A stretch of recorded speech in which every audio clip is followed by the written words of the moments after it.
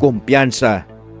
Yan ang pinakasandata ng bawat boksingero bago pa man mabuo o maganap ang nakatakda nilang laban. Sa kumpiyansa kumukuha ng lakas ang bawat boksingero na tatapak sa ring. Pero paano kung nasobrahan ng kumpiyansa at nasamahan pa ng yabang? Yan ang nangyari kay Adrian Broner kontra Marcos Maidana. Jigger Winner TV nga pala ulit para sa panibago na namang boxing stories. Tara't mag-throwback tayo kung ano ang nangyari sa laban ng Adrian Broner at Marcos Maidana noong December 14, 2013. Konting pagkilala muna kay Adrian Broner. Adrian Jerome Broner, born July 28, 1989 na ngayon may edad na 34 years old. He grew up in Cincinnati, Ohio. 6 na taong gulang pa lang nagsimula na ito magboxing. Nung ito ay nasa amateur pa lang, nagkaroon ito ng 319 fights under his belt with a record of 300 wins, 19 losses. Grabe, di ba? Kung iisipin nyo, amateur pa lang 300 panalo na. Kaya gano'n na lang ang pagkakumpiyansa nito sa sarili niya. Kilala itong malapit na kaibigan ni Floyd Mayweather Jr. At kaparehas din ito ni Mayweather na madalas ipakita ang kayamanan nila sa social media. Pinasok nito ang professional career noong May 31, 2008 para sa super featherweight. Umakyat din ito ng lightweight at kalaunan ay umakyat na din ito ng welterweight. Mula tumapak ito ng professional boxing hindi pa natatalo ito ni isa kaya nabansagan itong The Problem. Ngayon naman, kilalanin natin si Marcos Maidana. Marcos Rene Maidana, ipinanganak ito noong July 17, 1983. Ito ay taga-Argentina. Kilala ito sa kanyang punching power at sa pagiging matapang nito na handang makipagbasagan ng muka. Nung bata pa daw itong si Maidana, meron isang lalaki na nag-o-organize ng boxing tournaments sa lugar nila. At madami daw batang sumali at isa na sa dun. Nanalo naman siya nung sumali siya at doon na nagsimula ang pagbaboxing niya.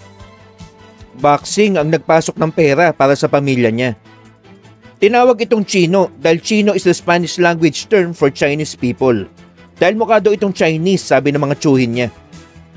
Pinasok na Maidana ang professional career bago siya tumuntong ng 21 years old noong 2004. Panalo siya sa kanyang first 18 fights sa Argentina, including 17 via stoppage.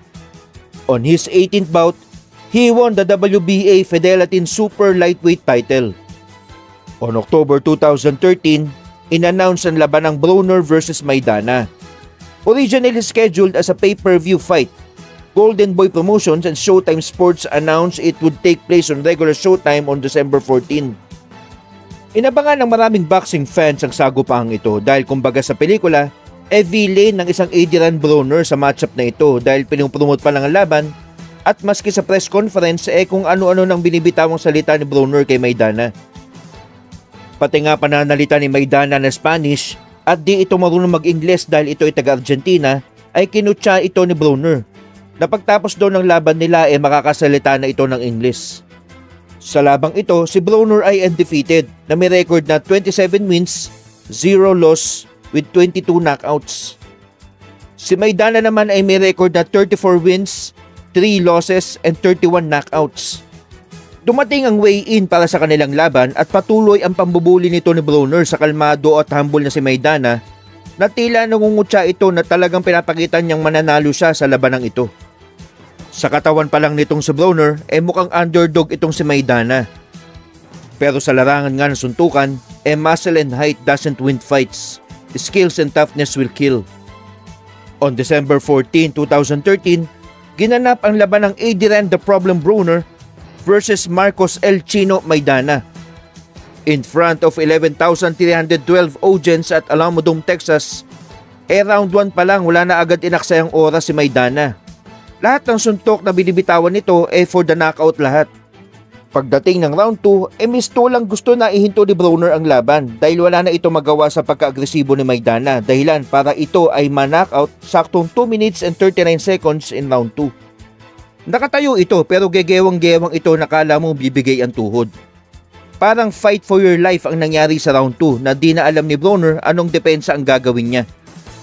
Pagdating naman ng round 8 at exactly 1 minute and 23 seconds, Sapul na naman si Broner sa left hook ni Maidana, dahilan para mapaluhod na naman ito sa lona. Nakatayo ulit ito pero pagdating ng 59 seconds of round 8, umarte itong nasaktan sa konting headbutt lang ni Maidana. Nahinto ang laban ng ilang segundo dahil sa angal ni Broner, dahilan siguro para makapagpahinga ito. Binawasan ng 1 point si Maidana sa punto sa eksenang yun, pero lalong nagpatuloy si Maidana sa paggulpi kay Broner hanggang matapos ang round 12. Wagi si Maidana sa labanang ito. Umabot man si Broner ng round 12, nagmistulang literal na punching bag ito. Sa labanang ito, binubuo pa lang ang laban mistulang leon itong si Broner. At nagtapos ang laban na tahimik pa sa tupa ang paglabas nito ng arena. After ng laban na iyon ni Broner, nagkaroon pa ito ng maraming laban. Pero hindi na ito nakitaan ng grabeng pangmamaliit sa nakakalaban nito. Tila natauhan si Broner sa laban nila na iyon ni Marcos Maidana. Ito nga ba ay isang karma para kay Adrian Broner? May kasabihan nga tayong be humble or God will humble you. Jigger Winner TV, hanggang sa susunod na boxing stories.